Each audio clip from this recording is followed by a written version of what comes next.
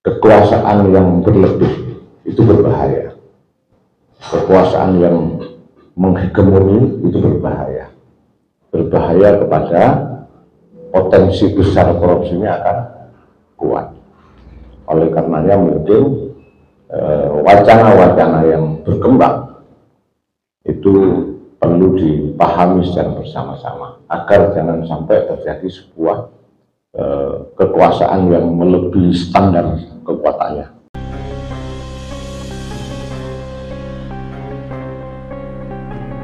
Kader-kader Partai Golkar terus bergerak melawan strategi politik kotak kosong, di mana strategi politik kotak kosong ini mengkebiri kader-kader potensial dan berprestasi Partai Golkar. Selain itu, strategi politisasi kotak kosong dengan memborong rekom partai, kekuasaan politik tanpa kontrol yang berakibat potensi korupsi di Indonesia akan semakin meningkat, semakin besar. Untuk itu, kader Partai Golkar Kabupaten Jember yang dihadiri oleh Ketua Bapilu dan Ketua Kaderisasi dan Keanggotaan DPD Partai Golkar Jember bersama Bapilu DPP Partai Golkar Indra J. Piliang mengadakan konferensi pers di salah satu kafe yang ada di Tegal Besar dengan tema "Selamatkan Kader Partai Golkar Jember dan Lawan Kotak Kosong".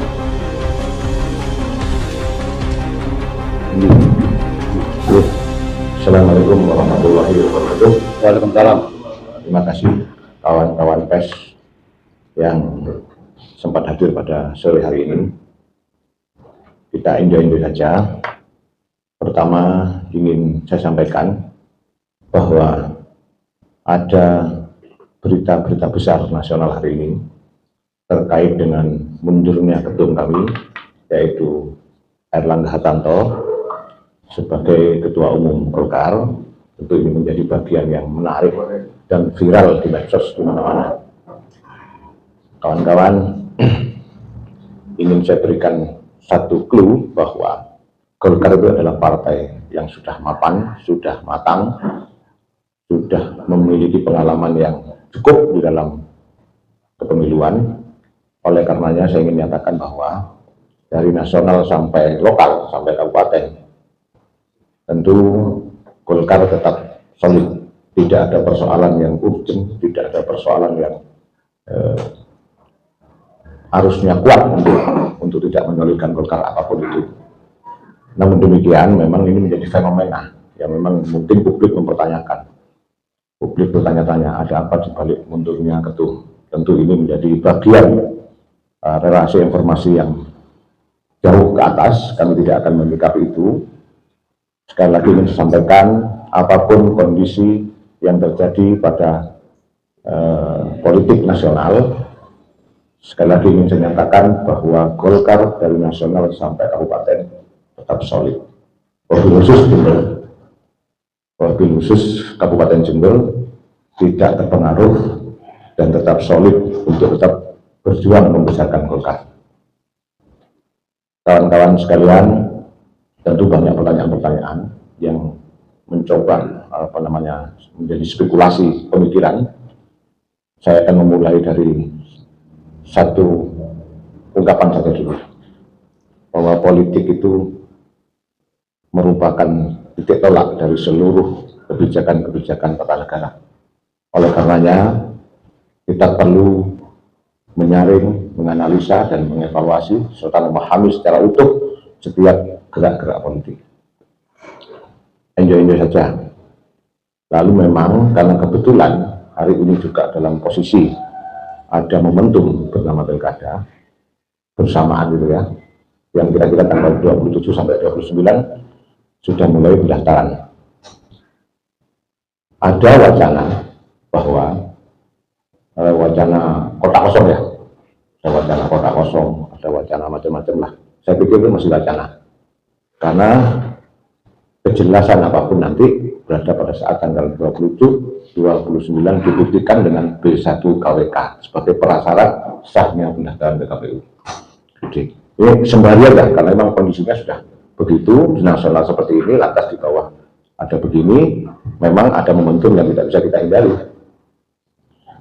Sebagai pandangan pribadi dalam konteks pilkada, pandangan pribadi aja, bahwa ingin saya sampaikan kepada kawan-kawan sekalian, kekuasaan yang berlebih itu berbahaya.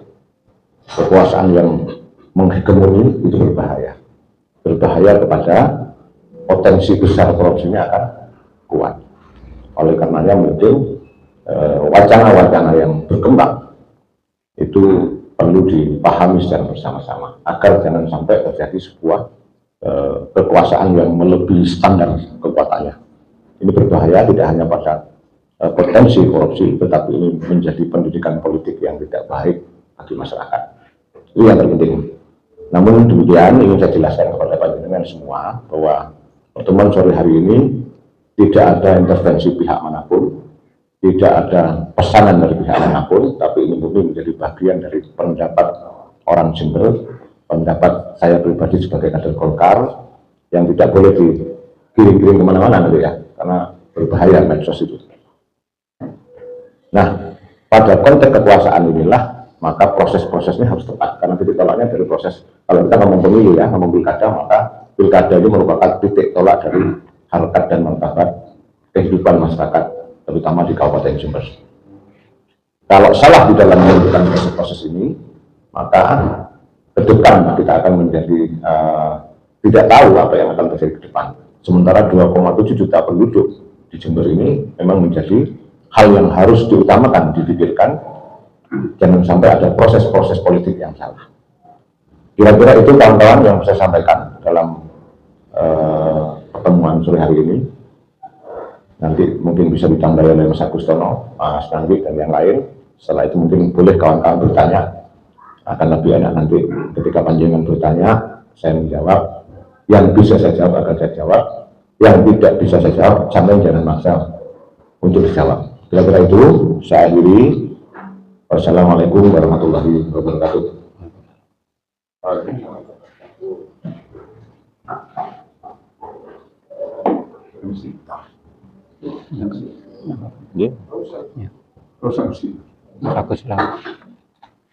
Terima kasih. Assalamualaikum warahmatullahi wabarakatuh. Waalaikumsalam. Terima kasih atas kehadirannya pada kesempatan sore hari ini. Kami kader Golkar berdiri di sini, kader Golkar bukan punya status jabatan apapun di Golkar, kami tidak sampaikan. Tapi kader Golkar memenuhi rasa tanggung jawab kepada rakyat Jember, kami harus ada di sini. Di antaranya tadi sudah disebut oleh Janu tentang kota kosong, fenomena kota kosong. Banyak berseliweran di medsos pendapat-pendapat yang mungkin karena awam tidak memahami menjadi liar.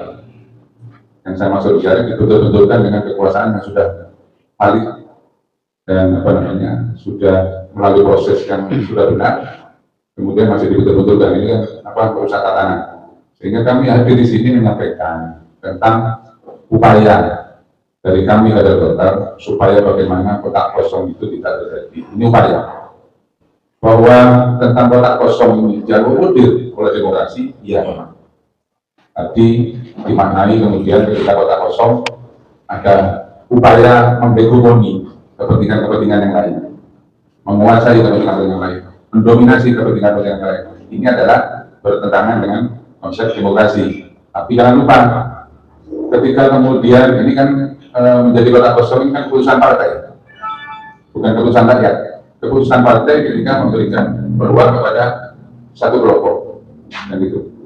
Nah ini begini tentang kota kosong. Jangan lupa masyarakat dalam pilihan tentang figur pemimpin daerah terutama itu lebih banyak ke pilihan figurnya.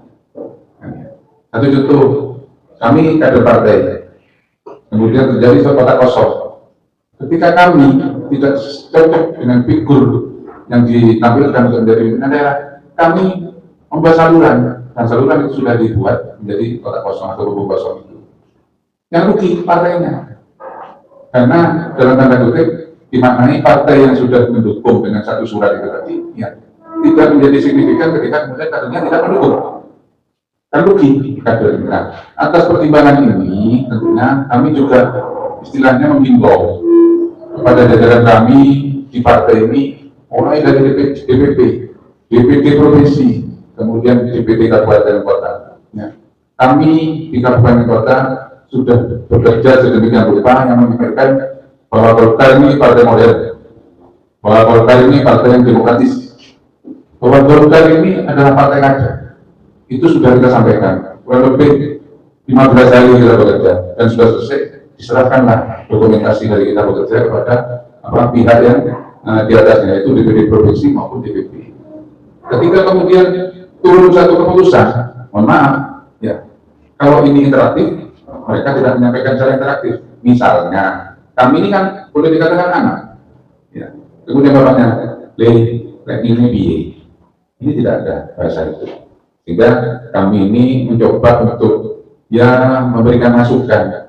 Janganlah membawa organisasi seperti itu, karena begitu kita menyatakan partai kader, kami ada di sini bisa dong jadi ketua umum di DPD, punya peluang dengan prestasi yang dibuat. Nah, kebetulan di Jember ini, seperti teman-teman ketahui, ada prestasi di DPD Golkar, terutama ketika pileg, yaitu dari awalnya 2 kursi menjadi 6 kursi. Kita bangga, kita gembira.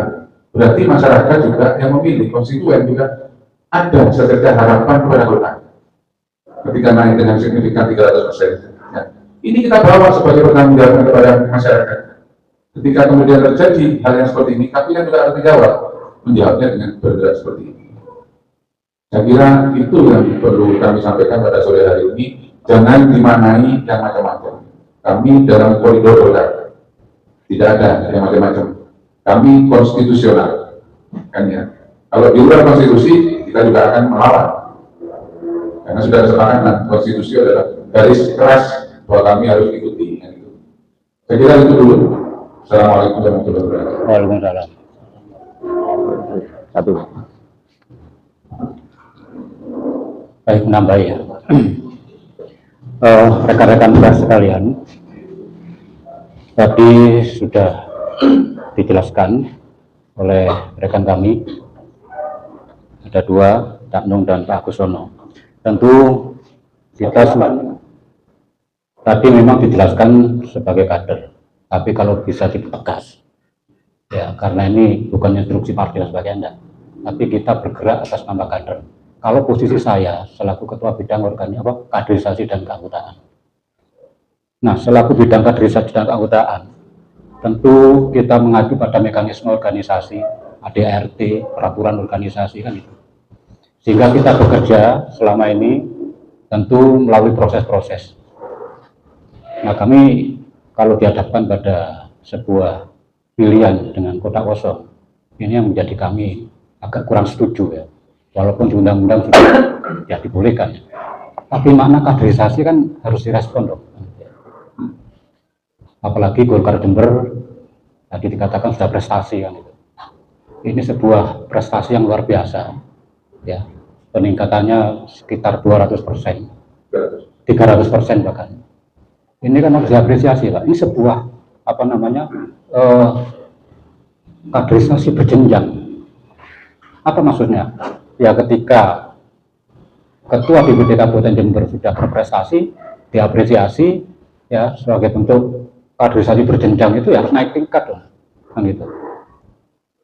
Nah, untuk itu kami mohon kepada DPP, mohon untuk kondisi di daerah ini yang dimaknai sama dengan yang di pusat. Kita dinamis lah di bawah, gitu. Yang tahu persis kondisi di bawah ini kami, kan gitu. Dan kami mewakili suara kader, baik di bawah, ya, PD, PK, DPD, kan gitu. Ingin kadernya yang berprestasi ini diapresiasi sebagai bentuk kaderisasi berjenjang. Dan ini menjadi motivasi kami, pendidikan kami kepada kader bahwa, oh, berprestasi ya kawanmu, nanti akan diapresiasi seperti ini, kan gitu. Ini pendidikan, salah satu pendidikan juga dalam kaderisasi. Kalau kita sudah berproses, ya kader berproses, kemudian punya prestasi, tidak diapresiasi kan menjadi sebuah semangat yang lemah kan gitu ya.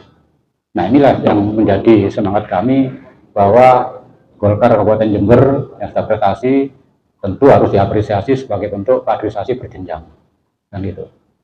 Saya pikir itu yang penting kita sampaikan kepada DPP sehingga Jember ini diberi keleluasaan. Tadi disebutkan bahwa kita itu partai modern ya dengan paradigma baru, partai mandiri, terbuka kan gitu. Dan selalu mendengarkan aspirasi kadernya, termasuk dari daerah, dari DPD. Dan kemarin sudah muncul wacana itu DPD lain itu yang muncul juga bahwa harus mengapresiasi kadernya untuk berangkat menjadi pimpinan daerah, baik itu provinsi ataupun kabupaten. Ini sejalan dengan pemikiran kami, memang itu yang harus dilakukan. Kaderisasi berjalan, kemudian sebagai semangat kader, ya tentunya kita orientasinya bagaimana 2009 dengan semangat kaderisasi dan sebagainya ini yang harus meningkat kan gitu. Kalau dipotong begini kan kami ya akan lemah kan gitu. Tapi kan itu yang penting yang harus kita sampaikan kepada DPP. Terima kasih. Ya, Bang, selamat siang Bang. Ketika rekomendasi itu sudah kita tahu rekomendasi itu adalah salah satu calon. Langkah politik Bapilu Kabupaten Jember dengan mundurnya ketum, apa bisa dianulir rekomendasi itu Bang?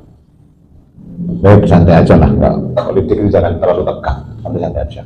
Sekali lagi ingin saya katakan bahwa Golkar adalah partai yang sudah modern, partai yang sudah mapan, partai yang sudah punya pengalaman banyak. Terkait isu mundurnya ketum kami, saya nyatakan sekali lagi bahwa kami sebagai kader Golkar solid untuk tetap membesarkan Golkar, itu yang pertama. Yang kedua, bahwa secara teknis ada beberapa hal yang terkait dengan momentum pilkada. Ini yang harus kita tarik dulu. Kita tarik dulu bahwa politik itu kan tidak hanya sekedar ingin mencapai sebuah kekuasaan, tapi politik itu adalah memikirkan hajat hidup bangsa dan negara.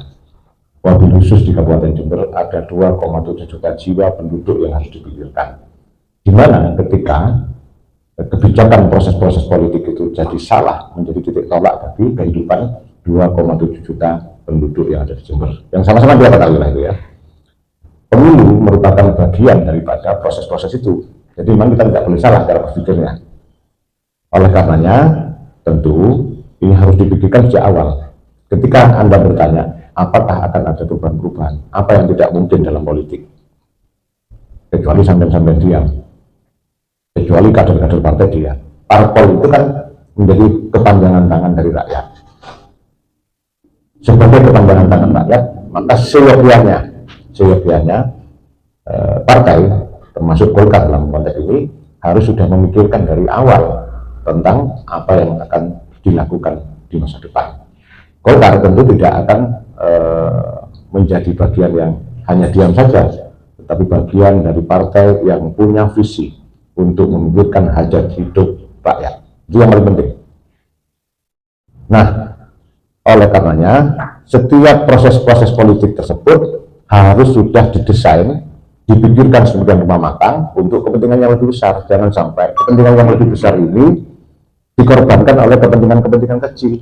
Ini problemnya.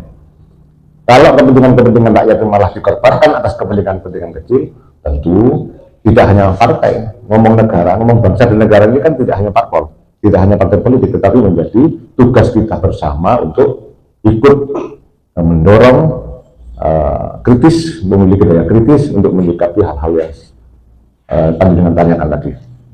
Pak, terkait potensi adanya kota kosong, seperti apa langkah dari Golkar? Ya diguyonnya lah, sampai sistem enggak kira-kira lewat kota kosong, guyon sih enggak, kira-kira enggak senang ya. Kenapa? Saya sudah katakan tadi bahwa kota kosong itu menjadi wacana yang sebenarnya tidak ada kesalahan di situ secara konstitusi, tetapi secara demokratis, secara demokrasi ini menjadi wacana untuk menghegemoni kekuasaan-kekuasaan tertentu, sehingga ini nanti akan memiliki banyak potensi. Di antaranya adalah pada kekuasaan yang terlampau kuat, ini akan memiliki potensi korupsi, misalnya, memiliki potensi kerawanan sosial, memiliki potensi pembunuhan daya kritis, memiliki potensi pembunuhan demokrasi. Itu yang kita hindari sebenarnya, yang kita hindari. Bukan persoalan ada kotak kosong atau tidak, tetapi kita sebagai orang yang sehat, dengan pikiran akal yang sehat, kita menghindari sesuatu yang menutup keran demokrasi itu sebenarnya. Langkah-langkah yang sudah dilakukan kader sendiri. Ya kalau langkah-langkah semuanya kan tentu kita punya langkah-langkah strategis yang tidak keluar dari konstitusi partai, bahwa kita juga sudah berupaya menyampaikan segala aspirasi kepada DPD 1 tingkat Jatim maupun kepada DPP. Kalau kita tarik kepada soal pilkada, Golkar sudah, kalau di Kabupaten Jember sudah membentuk tim pilkada, dan tim pilkada sudah mengusulkan kader terbaiknya, yaitu Haji Kalimullah Daruji Haji sebagai Ketua DPD Golkar Kabupaten Jember, yang pada pemilu 2024 beliau sudah punya prestasi. 2 kursi menjadi 6 itu bukan hal yang mudah, bukan sesuatu yang bisa sulapan gitu ya. Dari 76.000 suara menjadi 126.000 suara, dari 74.000 suara menjadi 126 suara, itu juga butuh kerja keras. Oleh karenanya wajar dong kalau misalnya kami sebagai kader berharap untuk mengutamakan kader dalam pemilu. Tetapi tidak hanya persoalan mengutamakan kader, tetapi ini menjadi bagian yang harus dipertanggungjawabkan. Karena ketika kita minta dukungan rakyat, lalu rakyat telah melakukan hak-haknya, tiba-tiba misalnya kader-kader partainya lari, tiba-tiba misalnya kalau saya analogikan gini ya, kalau misalnya saya tanya kawan-kawan ya, misalnya sampai sudah bekerja keras dalam satu usaha tertentu, lalu tiba-tiba datang orang baru ingin menguasai perusahaan sampean, kira-kira sampean rela nggak? Ini analogi yang harus dibangun, pasti tidak rela. Dan pikiran ini pasti sama sebenarnya, tidak hanya kami sebagai kader Golkar, tetapi saya yakin yang masih berpikir sehat, masyarakat Jember dari 2,7 juta termasuk tokoh-tokohnya yang memiliki pikiran sehat, tentu tidak akan mau rumah tangganya misalnya didatangi orang baru dengan kekuatan tertentu, dengan apapun lah bentuknya, lalu tiba-tiba kader yang sudah berjuang berdarah-darah tiba-tiba harus menghilang di situ. Oleh karenanya sekali lagi kami masih tetap dalam konteks pemilu, dalam konteks pilkada 2024 ini tegas dan tegas. Saya sebagai pribadi kader Golkar Kabupaten Jember memohon kepada DPD untuk tetap konsisten memegang ajari kami, untuk tetap menjadi generasi, menjadi kader yang militan, solid, dan intelektual. Di antaranya adalah sudah ditetapkan bahwa Golkar mengutamakan kader. Itu yang penting. Bang, sekali lagi Bang, untuk mengusung salah satu calon bupati, Golkar kan hanya dapat 6 kursi Bang. Kira-kira Bang, siapa menjadi teman koalisinya Bang? Ya saya tidak mau mereka-reka, tidak mau menebak-nebak. Kami sadar bahwa 6 kursi itu masih perlu koalisi. Tentu kami sudah melakukan upaya-upaya negosiasi dengan kawan-kawan partai lain yang tentu kami belum bisa jelaskan pada pertemuan sore hari ini. Tetapi kawan-kawan semua perlu saya jelaskan juga bahwa medsos sudah ramai ya, medsos sudah ramai bahwa seakan-akan sudah merek A sudah menguasai pasar Jember gitu kan ya, kan gitu ya. Stigma ini luar biasa, ini luar biasa. Saya salut bener loh, salut bener. Tetapi bagi saya sebelum yang dan tertib di satu KWK sebagai prasyarat pendaftaran KPUD, saya menganggap terkait semuanya menyikapi kota kosong mungkin dan masih dan juga kader seperti kita yang maju. publik lihat. Kalau ya tahu gitu ya. Oke ya. Pak, mungkin untuk siapapun kedepannya akan sama atau nggak kira-kira nanti?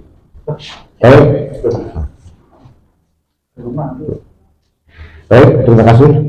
Seperti yang sudah saya katakan tadi, bahwa secara nasional sekarang sedang ada fenomena ketum kami mundur. Pertama yang saya katakan, apapun kondisi politik, situasi politik, kader Golkar tetap tegak dan solid. Yang pertama.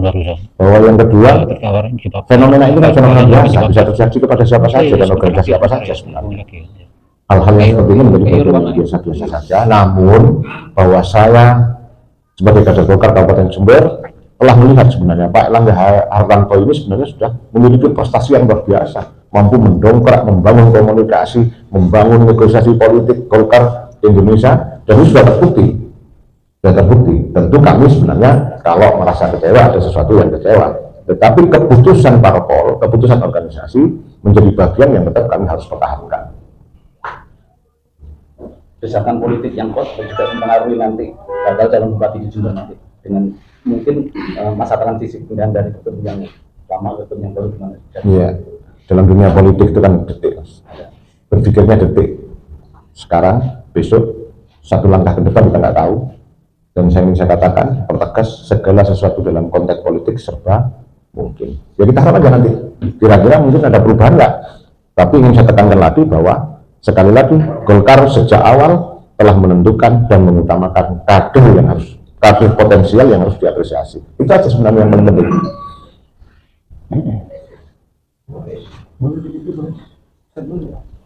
DPP, mungkin sabar dulu, Indra dulu. Apa? Dari DPP Mas Deddy. Ada orang dulu yang mau statement ini, Boleh ya? boleh ya? Pers, ada orang DPP Mas Deddy. Kalau saya lihat sih situasi di Golkar tidak terlalu banyak perlawanan ya. Tapi mungkin di daerah-daerah ada perlawanan.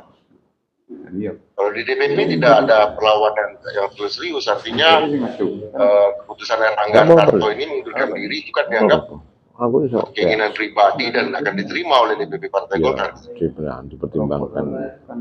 Terkait dengan situasi pilkada, Bang, apa tidak mempengaruhi, Bang? Namanya babi itu masuk terus diapresiasi. Sudah pasti berpengaruh, karena semua yang sudah ditandatangan Erlangga kan harus ditandatangan lagi sama PLT, dan kemudian prosesnya kan akan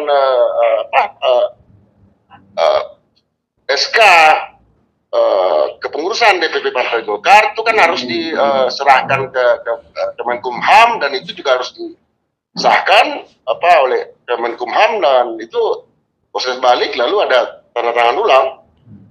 Udah pasti ada pengaruh secara administratif ya. Dan makanya saya bilang kalau memang Munaslup itu dilakukan pada tanggal 20 Agustus nanti, itu justru akan mencederai Partai Golkar. Nggak ada waktu. Bang, sekali lagi Bang, untuk di Pilkada di Jember Bang, terkait dengan carut marutnya di Jember Bang, ini kader Golkar pada menggugat Bang, terkait dengan munculnya SK itu Bang. Sedangkan di kader Golkar menginginkan itu harus kadernya Bang.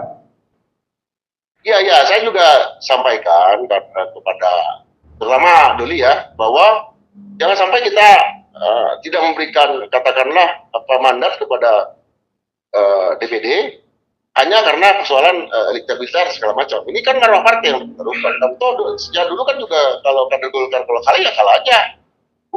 Artinya untuk menyusun sama sekali susunan pemerintahan dari pusat sampai ke daerah sama sekali itu tidak mungkin. Apalagi kita mengaruh otonomi daerah ya. Dengan cara yang seperti ini itu justru sangat seragam, penyeragaman yang saya lihat itu artinya mandat diberikan kepada yang surveinya tinggi, itu kan atau uangnya banyak, itu tidak masuk akal. Yang kayak gini kan baru masuk belakangan di Golkar. Dulu kan nggak seperti ini. Berarti bisa mungkin terjadi di Jember untuk kadernya Bang ya, maju Bang? Ada peluang dan kayak masih diusahakan karena ada perlawanan dari banyak pihak. Mudah-mudahan lah Jember ya. Ya. Ya Bang, terima kasih Bang. Ya, terima kasih ya, sama-sama. Terima kasih Bang. Ya. Indra J. Piliang ya. Demikian informasi Lukman Republik. Sampai jumpa lagi dengan informasi yang lain. Jangan lupa dulur-dulur like, comment, and subscribe. Matur nuwun. Assalamualaikum warahmatullahi wabarakatuh. Salam sejahtera untuk semuanya. Sampai jumpa lagi.